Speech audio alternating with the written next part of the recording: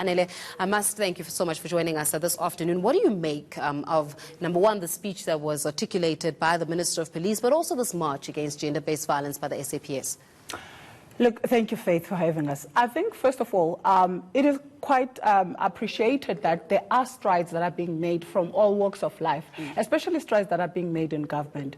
No, I mean, we can't overemphasize the fact that seeing the scourge of gender-based violence escalating in the way in which it has escalated, it was nothing short of a very affirmation of the fact that there is nothing that is being done at a leadership level. And also, if you are dealing with gender-based violence with police force that is itself is not properly clued up as into how do you deal with such an issue. So once we arrive at a point where police officers themselves feel that they have to be part of the solution, they have to stand up and do something, that gives us some level of there is something that is now being that is registering to all levels of authorities. And if we can get to a point where even Minister Begicele himself takes time and goes and attend to his officers who are marching not because of anything else. They are not marching because of high crime. They are not marching because police are being killed. They are not marching because police are being gun pointed and all those things. They are specifically marching because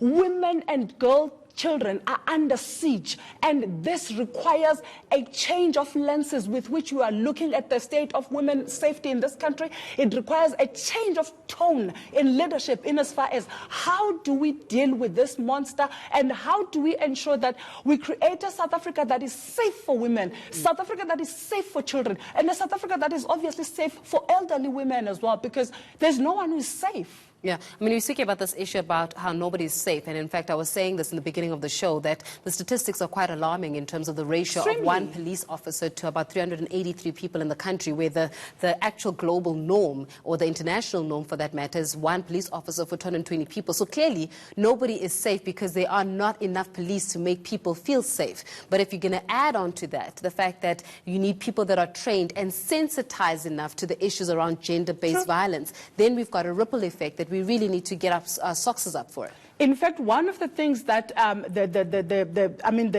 state of emergency that the president announced on gender-based violence, one of the things that it must do, it must get to that and unlock the fact that if you are going to say, if a woman goes to a police station to report a case of a rape or whatever gender-based violence issue is, how soon can it be attended to? Or is it going to be added as one of the statistics that are in the queue? And do you understand, when you're putting a gender-based violence case in the queue, do you understand the emotional repercussions that this thing is doing to this person who requires assistance at this point in time? And I think if Minister Begicele cannot be supported by the president in as far as ensuring that there is sufficient personnel to deal with this, we are never going to see the change in the landscape that currently looks very gloomy for women. But also, I think authorities, they need to re-examine the strategy, they need to re-examine the model, they need to re-look the entire process that have been used in the past